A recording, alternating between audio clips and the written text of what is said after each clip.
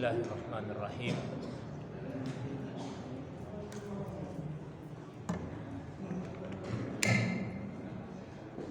Bismillahirrahmanirrahim.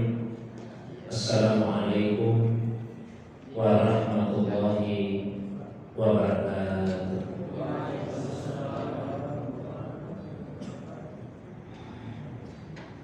Alhamdulillahilladzi anzala sakinata fi qulubil mu'minin wassalatu wassalamu ala sayyidil awwalin wal akhirin sayyidina wa habibina syafi'ina maulana Muhammadin wa ala alihi wa ashabihi wa ala man ittaba'an nur allazi unsila ma'ahu ila yaumiddin, amma ba'd.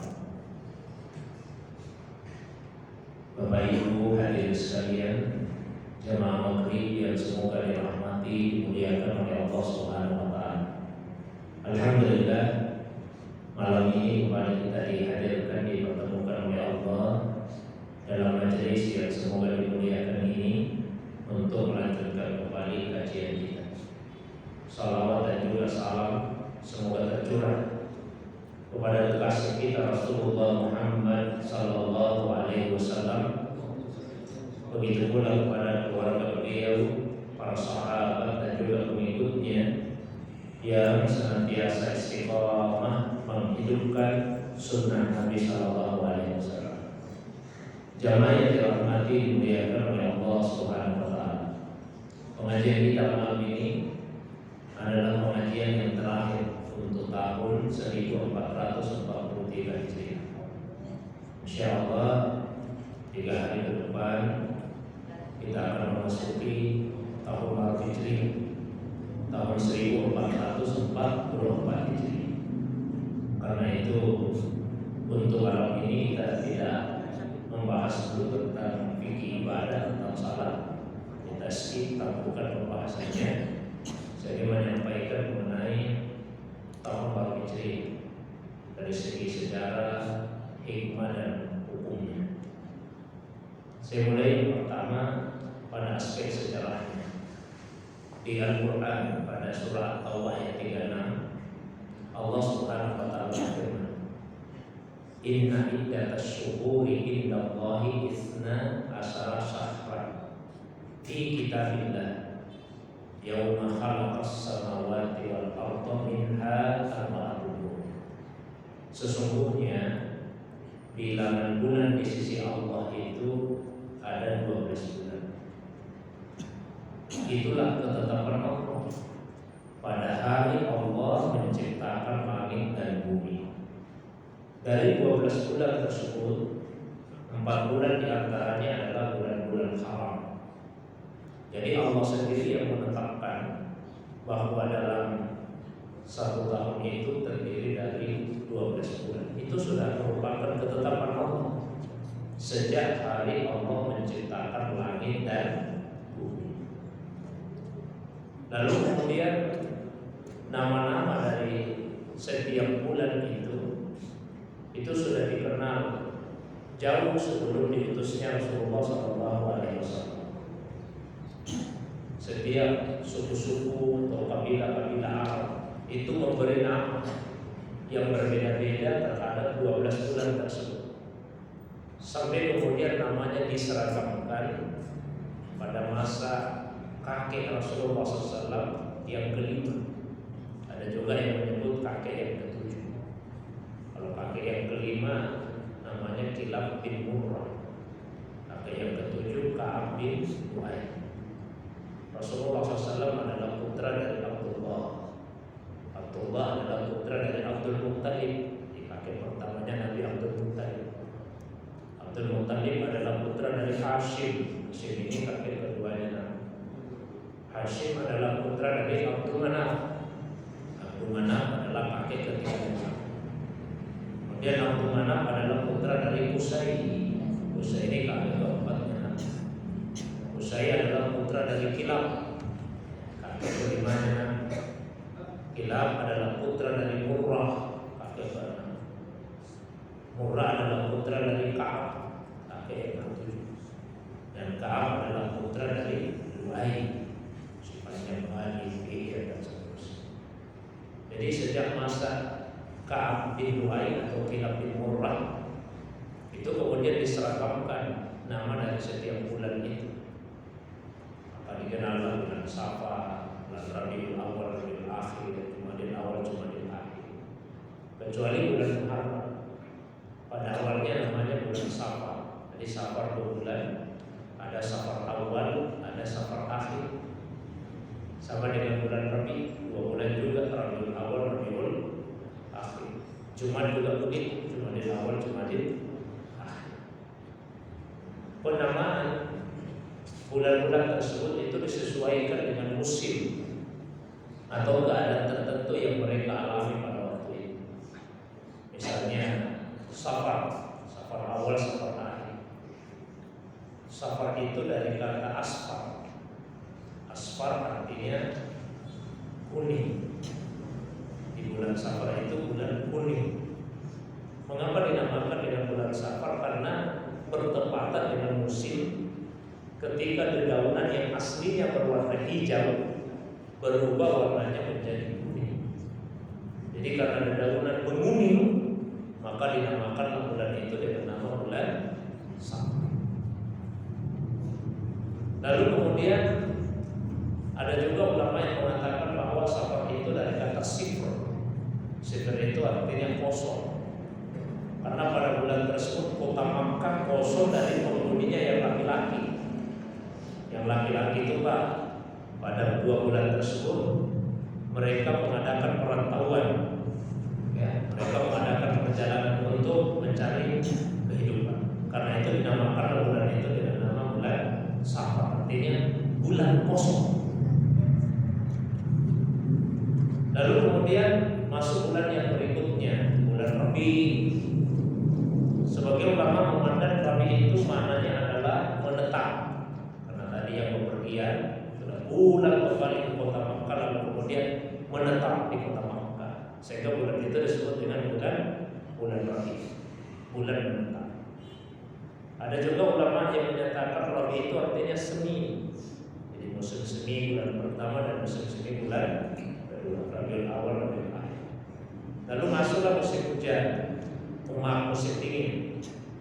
Begitu dinginnya cuaca, maka air yang biasanya mengalir itu kelihatan membeku. Membeku itu bahasa Arabnya Jumat. Nah, ini 2 bulan, maka ada Jumadil Awal, Jumadil Akhir. Lalu masuk bulan berikutnya bulan Rajab. Rajab artinya Al-Azamah, yang agung, bulan yang diagungkan. Jadi di masa jahiliyah bulan Rajab itu adalah bulan yang mereka agungkan.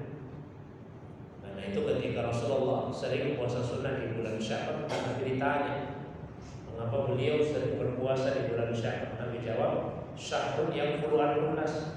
Sya'ban itu adalah bulan yang biasa disepelekan, diabaikan oleh manusia. Baina Rajab wa Ramadan, karena dia terletak di antara bulan Rajab yang diagungkan sejak masa jahiliyah dan Ramadan. Sya'ban ada di tengah-tengah. Jadi Rajab itu bulan yang diagungkan.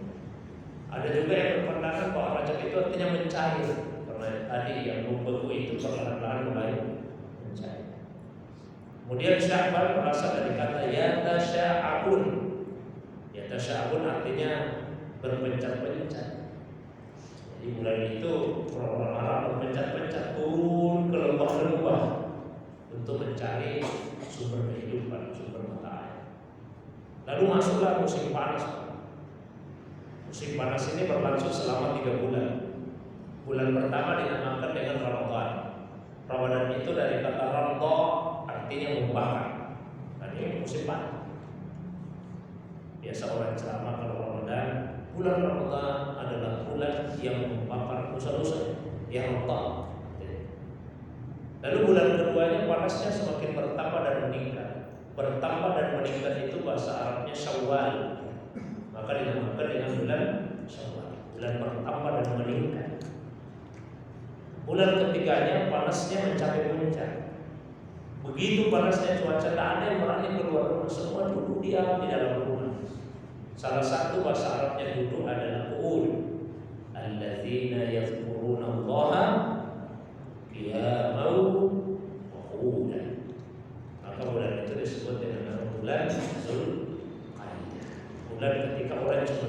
dulu saja. Setelah berlalu 3 bulan musim panas, maka masuk bulannya berikutnya cuaca bagus, dan itu yang digunakan untuk menunaikan haji. Dinamakan bulan itu dengan bulan Zulhijjah. Nah, itulah latar belakang sejarah dari penamaan bulan-bulan tersebut. Jadi awalnya bukan Muharram tapi Safar awal. Adi utus Rasulullah SAW, beliau ganti namanya menjadi bulan Muharram. Muharram itu kemudian disebut dengan bulan Allah. Nabi pernah bersabda, "Afdalus siyami ba'da Ramadan siyamu fi syahrillah al-Muharram." Seutama-utama puasa setelah puasa bulan Ramadan adalah puasa di bulan Allah, yaitu puasa di bulan Muharram. Itu seutama-utama puasa di bulan Muharram. Jadi sudah ada 12 bulan Pak ya, nama-namanya ada. Yang belum ada itu tahunnya. Jadi belum dikenal angka tahun 1, tahun 2 belum ada. Sehingga kalau misalnya ingin menandai satu peristiwa, dikembalikan itu kepada peristiwa yang besar yang mereka pernah alami. Contoh, salah satu peristiwa besar yang dialami orang Arab dan mereka ingat sepenuhnya ketika Abraha bersama dengan bala tentaranya dari Habasyah Ethiopia datang dengan maksud untuk menghancurkan Ka'bah. Karena tentara itu termasuk Raja Abraha mengendarai gajah, maka tahun itu disebut dengan tahun gajah. Jadi kalau ada yang lahir pada tahun itu dikatakan lahir pada tahun gajah. Kalau ada yang lahir 1 tahun setelahnya, ya dikatakan saja lahir 1 tahun setelah tahun gajah. Kalau lahir 5 tahun setelahnya, dikatakan lahir 5 tahun setelah tahun gajah. Jadi diukurnya ke peristiwa-peristiwa, belum ada angkanya. Sampai Rasulullah wafat, umat Islam begitu keadaannya, tidak punya perhitungan. Nah, ini Abu Bakar As-Siddiq menjadi khalifah, tetap seperti itu keadaannya. Lalu naik Abu Bakar bin Khattab menjadi khalifah. Ketika beliau jadi khalifah, kekuasaan umat Islam luas, banyak gubernur-gubernur yang diangkat. Nah, salah seorang gubernurnya Abu Musa Al-Asy'ari, gubernur di Basra. Beliau sebagai kepala negara sering mengirim surat itu ke gubernur-gubernurnya, termasuk Abu Musa. Abu Musa setiap membaca, menerima surat, bertanya-tanya, ini surat dikirimnya kapan sebetulnya? Tidak ada tahunnya ini surat. Maka beliau kemudian membalas surat itu. Inna yatina min karasail. Sungguh telah datang kepada kami surat-surat dari khalifah. Cuma kami tidak tahu ini surat kapan dikirim. Tidak ada tahunnya. Mestinya kita ini punya perhitungan tahun. Ada juga yang seorang sahabat yang menyampaikan ke Nabi, ya Umar, buat penanggalan. Penanggalan seperti apa? Ya seperti orang-orang Arab yang punya penanggalan. Umar setuju. Nah, dikumpulkan sahabat-sahabat yang masih hidup. Musyawarah. Kita mesti punya penanggalan sendiri, mesti punya perhitungan tahun sendiri. Bulan-bulannya kan sudah ada, tinggal tahunnya belum ada. Kalau ini punya penanggalan sendiri kan mesti ada tahun pertamanya. Peristiwa apa yang akan dijadikan sebagai tahun pertama? Muncullah banyak usulan, 4 yang paling banyak usulan. Satu ada yang mengusulkan tahun lahirnya saja Nabi. Ada yang mengusulkan tahun diangkatnya beliau sebagai Nabi. 2 usulan ini tidak diterima dari Ibnu Hajar Al-Asqalani, seorang ulama hadis, karena tidak ada kesepakatan kapan Nabi lahir, kapan beliau pertama kali menerima wahyu diangkat jadi Nabi. Meskipun ada pendapat mayoritas, tapi tidak disepakati. Kalau itu baru lahir Pak, orang-orang tidak sadar akan jadi Nabi. Ketika beliau menerima wahyu pertama kali tidak langsung disampaikan secara terbuka, terang-terangan, tapi hanya pada orang-orang dekat, pada Khadijah meninggal, pada Abu Bakar sudah meninggal, waktu ramah itu. Lalu ada yang mengusulkan begini saja, yang kita ingat semua kapan kejadiannya itu meninggalnya Nabi. Bagaimana kalau tahun meninggalnya saja Nabi yang dijadikan sebagai contoh? Oh iya betul. Tahun wafatnya Nabi semua ingat, semua tahu. Ketika masuk tahun ke-11 beliau berada di Madinah. Tapi usulan ini pun tidak diterima. Meskipun waktunya sudah disepakati kapan itu. Kenapa tidak diterima? Sahabat merasa kalau wafatnya Nabi yang dijadikan sebagai patokan perhitungan tahun, nanti setiap pergantian tahun yang kita rasakan itu rasa sedih. Karena teringat itu sudah sekian tahun Nabi meninggal. Misalnya tahun 1443 itu artinya Rasulullah SAW wafat sudah 1432 tahun lalu. Jadi wafatnya Nabi itu 1432 tahun lalu. Maka usulan ini pun diterima.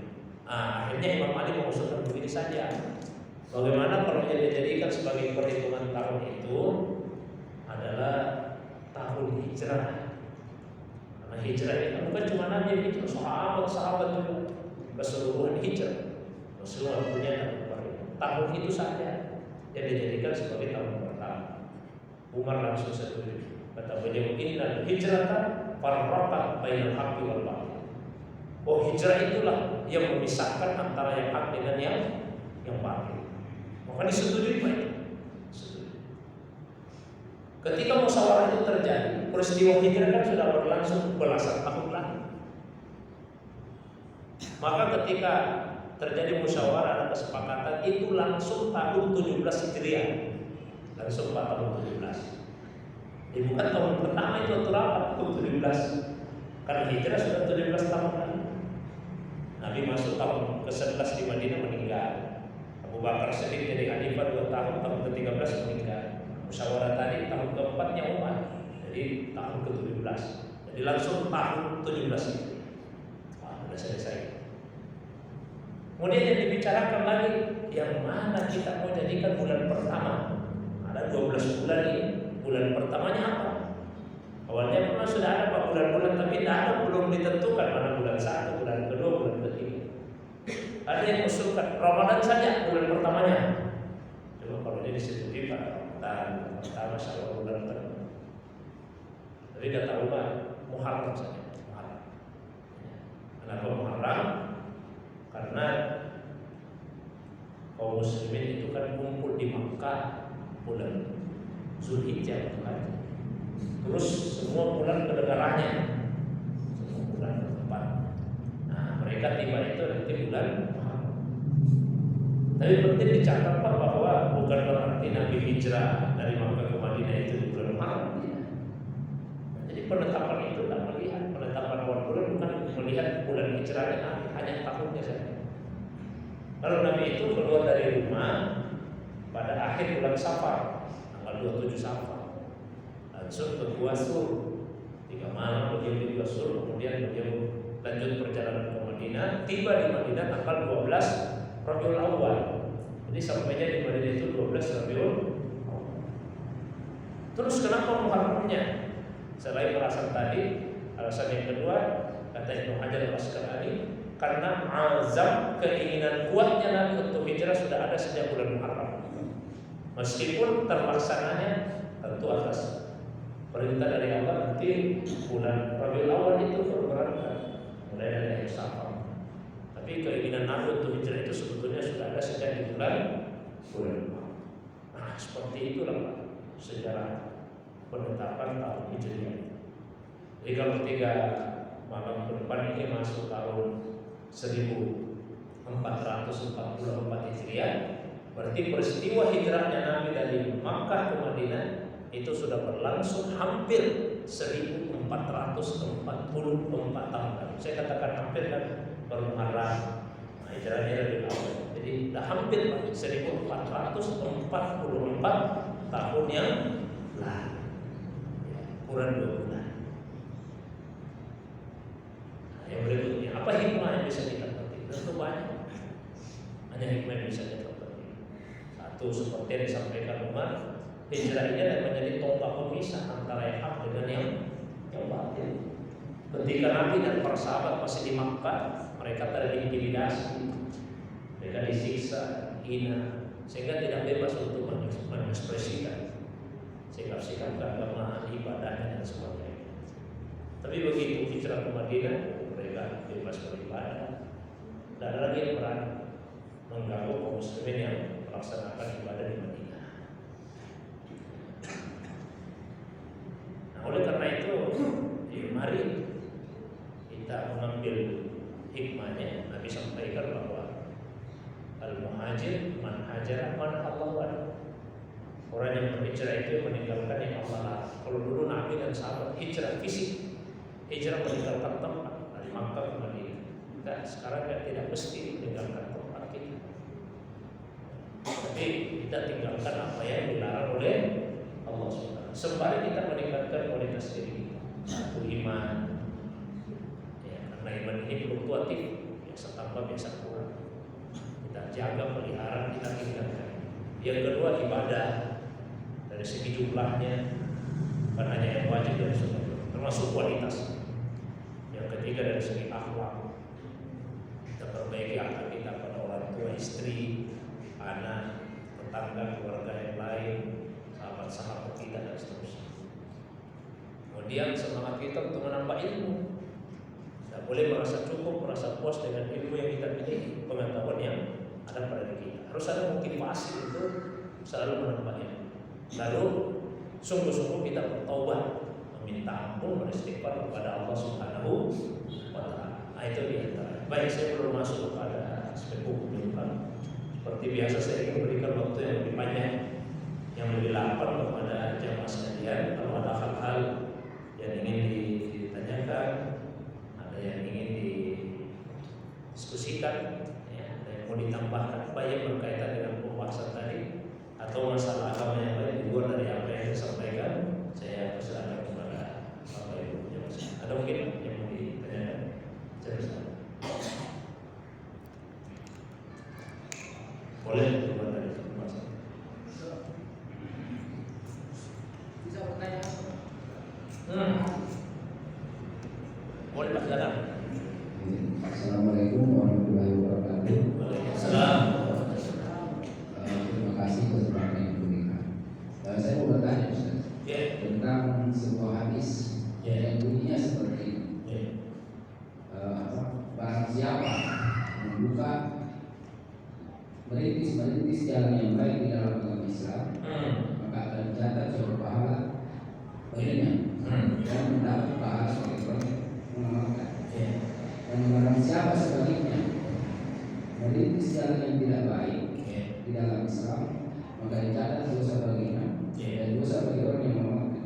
Saya tanya makna kontekstualnya. Secara hadisnya bunyinya seperti itu. Baik ya. Di tadi yang disampaikan itu adalah terjemahan dari sebuah hadis yang bunyinya seperti ini. Qala Rasulullah SAW bersabda, "Man sanna fil Islami sunnatan hasanatan, falahu ajruha wa ajru man amila biha ba'dah min ghairi ayyan tusa min ujuri syai'. Wa man sanna fil Islami sunnatan sayyi'atan fa alaihi wizruha wa wizru man amila biha ba'da min ghairi ayyan tusa min awsari syai'." Barang siapa yang merintis satu sunnah hasanah. Sunnah itu bisa berarti sila, bisa berarti tariqah, metode. Jadi siapa yang memulai merintis satu jalan, satu metode, satu cara yang baik, lalu kemudian ada yang mengikuti setelahnya itu, maka orang yang pertama merintis dia akan dapat pahala, pahala juga pahala dari orang yang mengikutinya itu, tanpa dikurangi sedikit pun pahalanya. Contoh ya, misalnya siapa yang katakanlah merintis pertama kali pengajian di masjid kita ya. Dia merintis pengajian pertama kali di masjid. Lalu kemudian itu dilanjutkan oleh generasi-generasi yang berikutnya. Maka meskipun yang merintis pertama kali pengajian di masjid kita sudah meninggal, tapi dia tetap dapat pahala dari apa yang dia lakukan pertama kali, termasuk pahala dari orang yang mengikuti setelahnya, tanpa dikurangi sedikit pun pahala dari orang yang mengikuti. Hanya sampai kemudian ada yang berkata dalam hati, berarti kurang pahala saya kalau saya mengikuti orang yang merintis kebaikan, karena dia dapat pahala juga dari apa yang saya lakukan tanpa dikurangi. Itu pada dasar Nabi SAW. Tapi sebaliknya, orang siapa yang merintis satu sunnah syariat, satu jalan, metode, cara yang buruk, tentu dia dapat dosa. Diikuti lagi oleh orang yang setelahnya, maka yang mengikuti berdosa. Lalu yang pertama merintis, dia juga dapat dosa yang sama, sebagaimana dosa yang didapatkan oleh orang yang mengikutinya. Katakanlah misalnya kita contoh saja. Misalnya di kompleks kita ini atau di daerah kita ini, pada awalnya tidak ada perjudian Pak, pada awalnya. Lalu tiba-tiba ada yang mulai mempelopori. Bukan di sini tempat perjudian. Pertama, tentu dia berdosa atas perbuatannya. Terus menerus setiap generasi dia lestarikan ini Pak perjudian. Ada terus yang mempertahankan itu. Maka orang yang pertama sekali tadi kasihan, dia juga ikut dapat dosanya karena dia yang pertama merintis. Nah itulah sebabnya setiap ada pembunuhan yang terjadi Pak, ada orang yang melakukan pembunuhan, maka putranya Nabi Adam alaihissalam yaitu Qabil bertambah lagi dosanya. Karena dia yang pertama mempelopori pembunuhan itu pembunuhan pertama dalam sejarah manusia. Karena itu jaga baik-baik, jangan sampai kita menjadi pelopor dalam keburukan. Kalau kita jadi pelopor, ada yang ikuti belakang kita, bahaya. Bukan hanya pahala yang ada jariah, ada amal yang ada jariah, dosa juga dosa jariah. Kecuali tentunya jika yang mempelopor itu dia bertaubat sungguh-sungguh kepada Allah SWT. Ada yang mengikuti, tapi yang pertama dia sudah taubat sungguh-sungguh kepada Allah, maka insya Allah semoga taubatnya diterima oleh Allah Subhanahu wa Ta'ala. Barangkali itu kan Allah Ta'ala. Silakan Pak Ibu kalau masih ada yang lain.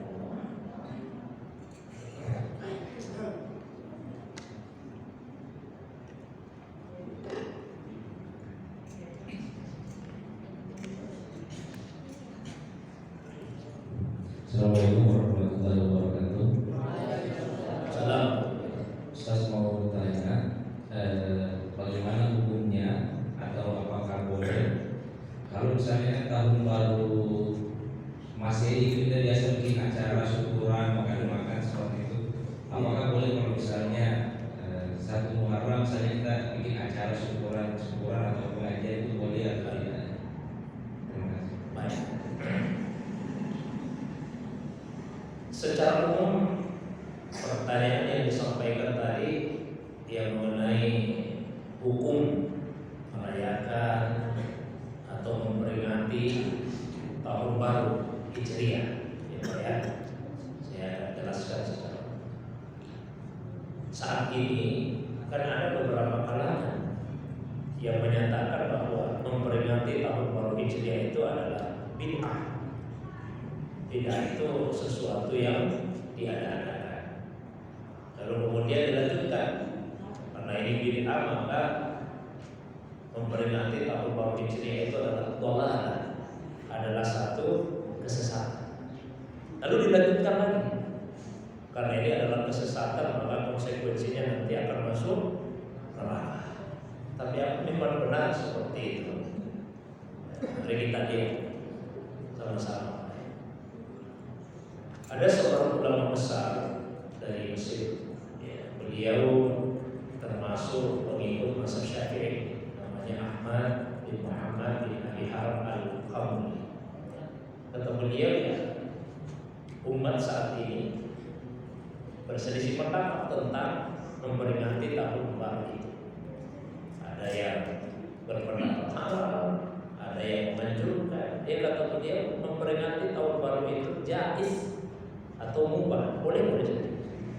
Bahkan mufti Pak, muftinya Mesir, beliau juga guru besar di Universitas Al-Azhar, namanya Profesor Dr.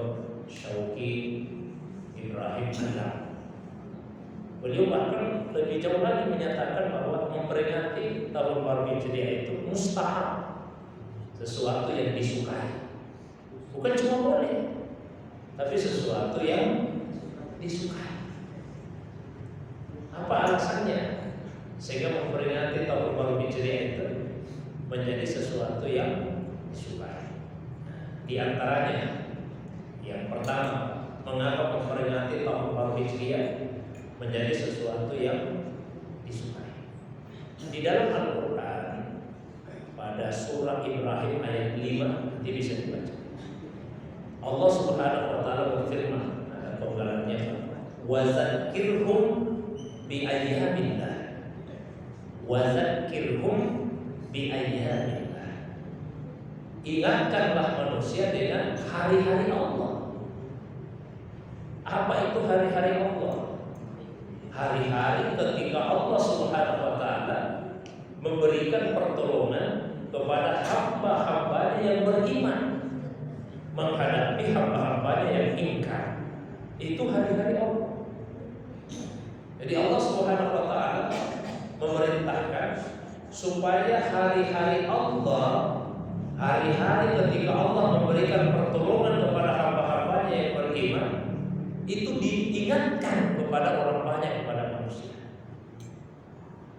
Salah satu hari-hari Allah itu tentu saja adalah peristiwa hijrahnya Rasulullah SAW bersama para sahabat dari Makkah ke Madinah.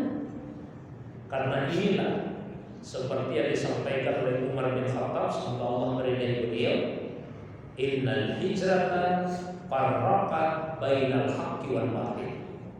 Sesungguhnya hijrah itulah yang telah memisahkan antara yang hak dengan yang batil. Satu. Yang kedua, ketika misalnya ada pertambahan tahun, itu artinya Allah Subhanahu wa taala memberi nikmat kepada kita, bertambah umur. Meskipun secara hakikat ya kematian kita semakin dekat, tapi tidak bisa dipungkiri bahwa ketika misalnya besok kita masih hidup, berarti Allah memberikan kepada kita pertambahan umur satu hari. Pekan depan kita masih hidup, berarti Allah memberi kita pertambahan umur satu pekan. Bulan depan kita masih hidup, Pak, berarti Allah sudah memberi kita pertambahan hidup 1 bulan. Tahun depan kita hidup, berarti Allah memberikan pertambahan umur kepada kita 1 tahun. Pertambahan umur itu nikmat. Nabi pernah ditanya, ya Rasulullah, ayyun nasi khair? Wahai utusan Allah, siapakah manusia yang baik itu? Maka Nabi SAW kemudian menjawab, manusia yang baik itu adalah man tala umruhu wa hasuna amaluhu. Manusia yang panjang umurnya dan baik amalnya. Jadi semakin panjang umur kita, maka semakin baiklah kita dalam penilaian Allah Subhanahu wa taala. Jadi kalau misalnya Pak, kita masih hidup ketika pergantian tahun, oh berarti bertambah lagi umur kita, dan itu nikmat. Yang namanya nikmat wajib untuk disyukuri. Cara mensyukuri nikmat itu banyak. Salah satunya ayat terakhir surah Ad-Duha. Allah berfirman, wa amma bi nikmati rabbika fahaddits. Dan adapun terhadap nikmat Tuhanmu maka ceritakan. Jadi menceritakan nikmat itu termasuk salah satu cara mensyukuri. Terus yang ketiga, ketika terjadi pergantian tahun, itu kan biasanya kita merasakan kegembiraan. Ada kegembiraan di hati. Nah, ketika orang merasakan kegembiraan, ada seseorang merasakan kegembiraan, maka disunnahkan bagi kita untuk menyampaikan tahniah, ucapan selamat kepadanya. Nabi pernah ditanya, ya Rasulullah, mahaqqul jari 'alal jar. Wahai utusan Allah, apa-apa saja hak seorang tetangga terhadap tetangganya yang lain? Panjang jawabannya. Di antaranya Nabi sampaikan, apabila ada yang mendapatkan nikmat, maka ucapkanlah tahniah, ucapkanlah selamat kepadanya. Sehingga banyak ulama kita Pak yang menulis kitab-kitab khusus membicarakan tentang tahniah, menyampaikan ucapan selamat ini. Ibnu Hajar Al-Asqalani, Imam Jalaluddin As-Suyuti, Imam Az-Zarqani, semua punya kitab yang menceritakan tentang tahniah, menyampaikan ucapan selamat. Ya, termasuk secara khusus ketika misalnya ada momentum tertentu. Ya, banyak kitab-kitab yang diterus berulang. Jadi ada yang bergembira dengan pergantian tahun, kita datang terus selamat tahun baru Hijriah 1444 itu. Maka itu termasuk salah satu sunnah. Sekarang kita lihat kebalikannya Pak ya, sebelum spesifik saya jawab tadi. Tidak bisa dipungkiri ada Pak yang membid'ahkan, ada yang mengharamkan. Alasannya apa? Kita lihat beberapa alasan. Satu, ada yang beralasan bahwa memperingati tahun baru Hijriah itu menyerupai orang kafir. Sementara Rasulullah SAW pernah bersabda, "Man tashabbaha biqaumin fahuwa minhum." Barang siapa yang menyerupai satu kaum, maka itu artinya dia bagian dari mereka. Tapi ini penilaian yang terlalu general, penilaian yang terlalu umum. Kalau kita baca hadis-hadis yang menjelaskan tentang larangan menyerupai satu kaum, karena ada banyak kategorinya. Ada hadis yang larangannya itu bersifat umum, tapi itu sebetulnya ada sebab urutnya. Waktu itu peperangan Uhud, sahabatnya tanya, bagaimana caranya membedakan antara orang Islam dengan orang musyrik? Jangan sampai kita salah mana ini. Gimana cara membedakan? Maka kemudian disepakati, dikasih tanda pada pakaiannya, kasih tanda. Jadi, tidak salah mana lagi, oh itu orang Islam itu. Kan ada pasukan pemanah Pak di atas bukit itu, dibawa berduel, ya bertempur begitu, jangan sampai salah mana, nggak ada tanda. Maka disampaikan, jangan sampai pakaian menyerupai mereka ya. Maka siapa yang menyerupai satu kaum berarti dia bagian dari mereka. Memang ada juga hadis-hadis yang melarang kita untuk menyerupai orang-orang kafir, tapi itu dirinci lagi oleh ulama. Yang dilarang itu misalnya menyerupai dalam hal yang berkaitan dengan ibadah mereka, dan tidak boleh melakukan ibadah seperti tata cara ibadah mereka. Semua agama punya tata cara ibadahnya sendiri. Kemudian juga termasuk dalam hal-hal yang hukum asalnya itu mubah seperti berpakaian. Tapi kemudian pakaian itu sudah menjadi ciri khas dari agama tertentu misalnya. Karena ada pakaian-pakaian tertentu Pak, sudah menjadi ciri khas dari agama tertentu. Dan jangan menyerupai. Atau katakanlah misalnya simbol-simbol lambang-lambang agama tertentu, dalam bentuk tali dan sebagainya, jangan menyerupai itu. Tapi kalau yang tidak berkaitan dengan ibadah, bukan merupakan khusus, ya tidak ada persoalan. Kemudian yang berikutnya, ada yang menyatakan bahwa itu dilarang karena ada hadis itu. Ketika Nabi tiba di Madinah, ada dua hari raya, di mana pada hari raya tersebut penduduk Madinah itu bersenang-senang bergembira. Ini hari raya yang sudah mereka kenal sejak masa jahiliyah. Terus kami tanya, hari apa ini? Maka mereka menjawab, oh ini 2 hari raya kami yang Rasulullah sejak masa jahiliyah. Maka Nabi sampaikan, sesungguhnya Allah telah menggantikan untuk kalian 2 hari raya itu dengan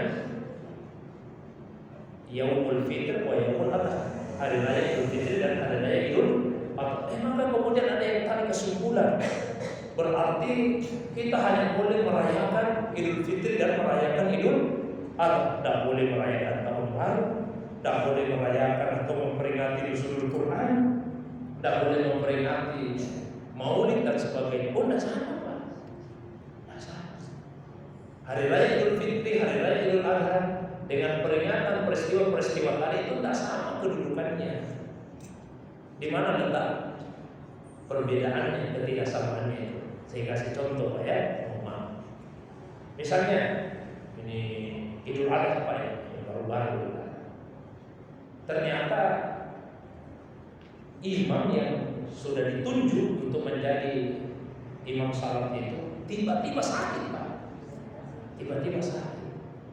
Kira-kira bisa kan kalau kemudian Idul Adha-nya ditunda? Tunda saja dulu pelaksanaan Idul Adha. Kita tunggu sampai imamnya sembuh. Bisa tidak? Tidak bisa. Harus di hari itu. Ya Pak ya? Harus di hari itu. Atau khatib yang ditunjuk diamanahkan untuk menjadi khatib Idul Adha pergi haji. Kira-kira bisa tidak Pak? Kalau misalnya ada yang berinisiatif, kita tunggu sampai kepulangannya baru kita Idul Adha. Bisa tidak Pak? Tidak bisa. Idul Fitri juga begitu kan? Tidak bisa. Tapi kalau misalnya katakanlah Maulid, apakah harus dilaksanakan peringatan atau perayaan Maulid itu di tanggal 12 Rabiul Awal? Bisa tidak dipindah? Bisa Pak ya? Ada ustaz di telepon, Ustaz, bisa bicara Maulid kapan? Malam Senin misalnya Pak ya? Saya tidak bisa Pak kalau malam Senin. Ada acara aku di tempat lain. Bisa Pak pengurus masjid rapat Pak musyawarah, lalu harinya dipindahkan? Bisa kira-kira? Bisa. Berarti tidak sama. Berarti tidak sama. Tahu katakanlah ini tahun baru Hijriah, kan insya Allah malam Sabtu Pak ya, malam Sabtu. Kira-kira masih bisa tidak Pak? Kalau kita adakan peringatan tahun baru Hijriah itu besok malamnya saja, malam bisa tidak Pak? Bisa. Jadi bakar ikan. Jangan dulu malam Sabtu deh, karena teman ada semua acaranya. Sekalian malam Ahad saja. Bisa tidak Pak? Bisa. Berarti tidak sama posisinya. Jadi sebetulnya memperingati tahun baru Hijriah itu sesuatu yang boleh, bahkan mustahil disukai apabila cara memperingatinya itu membuat kita dekat dengan Allah SWT, membuat kita bisa mengambil pelajaran-pelajaran yang baik dari peristiwa hijrah tersebut. Dan mubah saja hukumnya, mubah saja apabila cara kita memperingatinya itu ya sepanjang tidak melanggar syariat, kumpul-kumpul saja, ya bukan makan saja, tidak ada masalah. Jadi sekali lagi memperingati tahun baru bukan sesuatu yang diharapkan. Sudah dua kali bertanya. Yang ketiga lagi alasannya, biasa yang mengharapkan itu, ini bid'ah. Nabi SAW sudah menyampaikan dia mau muhdatsatil umur, jauhilah perkara-perkara yang baru. Fa inna kullu muhdatsatin bid'ah, karena semua yang baru itu adalah bid'ah. Wa kullu bid'atin dhalalah, dan semua bid'ah itu adalah sesat. Wa kullu dhalalatin finnar, dan semua yang sesat itu masuk neraka. Nabi tidak pernah mengadakan peringatan tahun baru Hijriah. Berarti ini perkara baru. Berarti ini bid'ah. Berarti ini sesat. Berarti akan masuk neraka. Apakah benar Nabi tidak pernah mengadakan peringatan tahun baru Hijriah? Ya benar. Tadi kan saya sudah ceritakan Pak sejarah penetapannya itu. Kapan mulai ditetapkan? Pada masa Umar. Jadi nanti di masa Umar baru ada tahun Hijriah. Jadi selama 16 tahun kebelakang itu tidak ada peringatan tahun baru Hijriah. Tapi penting untuk dipahami bahwa tidak semua yang Nabi tidak lakukan itu tidak boleh kita lakukan.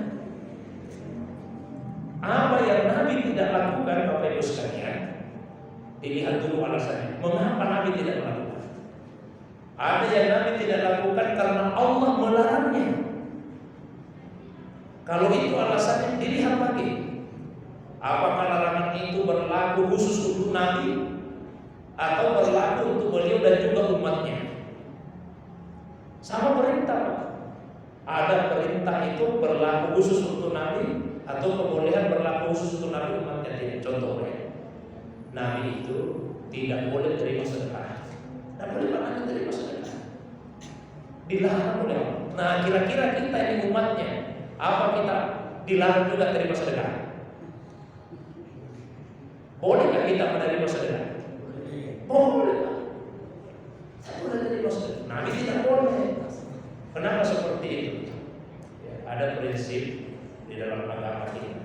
Hasanatul abrar sayyiatul muqarrabin. Kebaikannya orang baik boleh jadi masih dianggap tidak baik kalau dilakukan oleh al-abrar, orang-orang yang dekat dengan Allah Subhanahu wa taala. Contohnya, kalau ada anak muda, mahasiswa, singgah di masjid kita ini, ya singgah pakai celana jeans, pakai baju kaos, pakai topi, topinya diputar ke belakang, topi, rangsel lagi, sehingga salah, untuk rangselnya ditaruh di depannya baru dia salah. Kira-kira bagaimana tanggapan kita banyak anak muda ini sehingga di masjid? Kalau saya Pak, saya senang, saya puji, bagusnya itu anak muda. Begitu modelnya masih ingat sama Tuhan, masih ingat sama. Kan begitu Pak ya? Baik kalau gondrong-gondrong, bagus itu, begitu penampilannya tapi masih ingat Tuhan ini. Ya, Pak. Tapi coba Bapak ini, Pak Imam Pak datang ke masjid, pakai celana jeans, pakai baju kaos, pakai topi juga, putar ke belakang. Jadi imam Pak, kira-kira kita memuji juga? Pasti kita bertanya-tanya dulu, kenapa ini Pak Imam begini modelnya? Ada apa masalah ini Pak Imam ini? Jadi itu namanya Pak hasanatul abrar sayyiatul muqarrabin. Ada sesuatu untuk kita umatnya boleh, dan tidak. Seperti dari Muslim. Tapi ada juga Pak yang Nabi boleh, umatnya tidak boleh. Contoh, Nabi kan pernah punya istri Bu sampai 9 dalam waktu yang bersamaan. 9 istrinya. Nah, kira-kira ibu sekalian, kalau ada laki-laki sekarang ini mau punya istri 9 dalam waktu yang bersamaan, boleh dengan alasan saya mencontoh Nabi, boleh tidak Bu? 9 ke 9. Tidak boleh. Maksimal 4. 9 tidak boleh. Ini boleh untuk Nabi, umatnya tidak boleh. Jadi kalau dilarang Pak, dilihat dulu. Oh Nabi tidak melakukan karena dilarang. Tapi larangnya bagaimana? Berlaku khusus atau berlaku? Tapi ini yang sekarang masuk. Ada juga yang Nabi tidak lakukan, bukan karena dilarang, tapi karena kondisi pada masa itu belum menghendaki atau belum terpikirkan ke sana. Nah, belum ada faktornya, faktor penyebabnya. Contoh, di masa Nabi itu semua ayat Al-Quran ditulis, ditulis, tapi ditulisnya terpisah-pisah. Ada yang ditulis di pelengkap kurma, ada yang ditulis di lempengan batu, ya, macam-macam. Ada yang ditulis di tulang belulang, macam-macam. Belum dihimpun. Waktu itu belum terpikirkan ke arah sana, atau karena kondisi belum menghendaki, masih turun terus ini ayat. Nabi wafat, naiklah Abu Bakar jadi khalifah. Nah, barulah di masanya Abu Bakar dikumpulkan dalam satu mushaf. Karena ketika itu ada 70-an sahabat penghafal Al-Quran gugur. Padahal di masa Nabi dalam jumlah yang kurang lebih sama gugur juga. Umar khawatir kalau begini terus hilang Al-Quran di muka bumi ini. Hilang Al-Quran di muka bumi. Mesti dikumpulkan. Disarankan kepada Abu Bakar. Awalnya Pak Abu Bakar tidak mau. Alasannya seperti alasan orang yang selalu mengatakan bid'ah. Apa kata Abu Bakar? Kaifa af'alu ma lam yaf'alhu Rasulullah? Umar, bagaimana mungkin saya akan melakukan apa yang Nabi tidak pernah lakukan? Saya tidak mau, Pak. Nabi tidak pernah mengumpulkan Quran dalam satu mushaf. Masa saya lakukan itu? Kan ini yang biasa orang katakan, Nabi tidak pernah melakukan. Kenapa kita mau melakukan? Abu Bakar awalnya seperti itu, tapi Umar terus meyakinkan. Nah, sehingga kata Abu Bakar, falam yazal Umar yuwajibuni, terus menerus Umar meyakinkan saya. Ya. Maka kemudian terbuka hati saya, lapang dada saya. Saya melihat kebenaran sebagaimana kebenaran yang dilihat oleh Umar. Fa'ala khairan misla ma yaruna. Jadi kalau masih ada Pak yang selalu mengatakan tidak boleh karena Nabi tidak melakukan, didoakan saja dan lapang hatinya bisa melihat kebaikan. Coba kalau kita memperingati tahun baru Hijriah, diisi ceramah, diisi zikir, itu kebaikan yang sangat banyak di dalamnya. Kalau kumpul-kumpul Pak, ada juga kebaikan, padahal tidak silaturahim. Ya. Sama-sama makan yang Islam. melakukan perbuatan dosa dan maksiat di dalamnya. Seperti itu Bapak Ibu yang dirahmati dimuliakan oleh Allah. Saya lanjut sedikit Pak. Sampai kemudian di masanya Utsman bin Affan disatukan bacaannya. Tadi itu penulisannya, sekarang bacaan. Lanjut lagi Pak, awalnya Quran itu ditulis Pak, tidak ada titiknya, tidak ada barisnya. Banyak orang non-Arab masuk Islam, bahasa Arabnya itu ajam, non-Arab.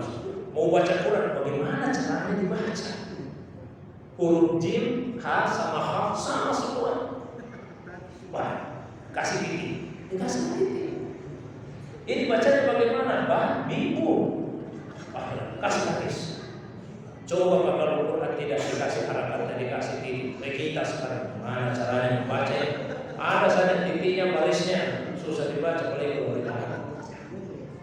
Sekarang lebih inovatif lagi. Maaf, saya biasa masih mengajar ibu-ibu. Ada ibu-ibu punya Al-Quran, apa namanya? Al-Quran berwarna-warni itu Al-Qurannya. Ternyata untuk memudahkan membaca Al-Quran sesuai dengan kaidah-kaidah tajwid. Beda warnanya kalau ini kalau ini pada ini semua tidak ada di bahasa Arab. Jadi kalau ada yang mengatakan semua yang tidak pernah dilakukan oleh Nabi tidak bisa kita lakukan, ganti mushaf Al-Quran kita Pak. Karena tidak ada pada begitu di masa Rasulullah SAW. Dan jauh-jauh Umar bin Khattab ketika menetapkan tadi tahun Hijriah bersama dengan para sahabat, bersama dengan kaum muslimin yang hidup waktu itu, tidak ada yang mengatakan, tidak boleh ini karena Nabi tidak pernah menetapkan tahun Hijriah, tidak pernah menetapkan perhitungan tahun, tidak boleh. Justru waktu itu Pak ada yang mengusulkan, dia katakan seperti orang-orang ajam itu, mereka punya penanggalan, masa kita tidak punya? Berarti meniru Pak dalam hal yang baik, bukan masalah ibadah, bukan kekhususan pada agama yang tertentu. Jadi kesimpulannya seperti ini. Kesimpulannya memperingati tahun baru Hijriah jika dilakukan dengan kegiatan yang bisa membuat kita dekat dengan Allah SWT. Di dalamnya ada kebaikan seperti zikir, baca Al-Quran, ada nasihat keagamaan, maka itu mustahab disukai. Kalau kita sebatas kumpul-kumpul, makan-makan ikan seperti yang disebutkan tadi, selama tidak ada kemaksiatan di dalamnya, maka itu mubah, hukumnya jais, diperbolehkan. Saya kira itu bagus sekali, dan izinkan saya untuk mengucapkan selamat tahun baru Hijriah 1444. Mudah-mudahan tahun depan ini insya Allah iman kita lebih kokoh, ibadah kita lebih berkualitas, akhlak kita lebih baik, ilmu kita selalu bertambah, dan semakin sungguh-sungguh kita bertaubat kepada Allah Subhanahu wa Ta'ala. Demikian pengajian kita malam hari ini, mudah-mudahan ada manfaatnya. Baik, sama-sama kita berdoa. Alhamdulillahirabbil alamin. Allahumma shalli ala sayyidina Muhammadin syafi'il Muhammad. Allahumma shalli wa sallim wa barik alaihi. Allahumma faqihna fid din wa alim tawil. Allahumma faqihna fid din wa alim tawil. Allahumma faqihna fid din wa alim tawil. Rabbana atina fid dunya hasanah wa fil akhirati hasanah wa qina adzabannar. Subhanaka rabbil izzati amma yasifun. Wassalamu alal mursalin wa da'wana alhamdulillahi rabbil alamin.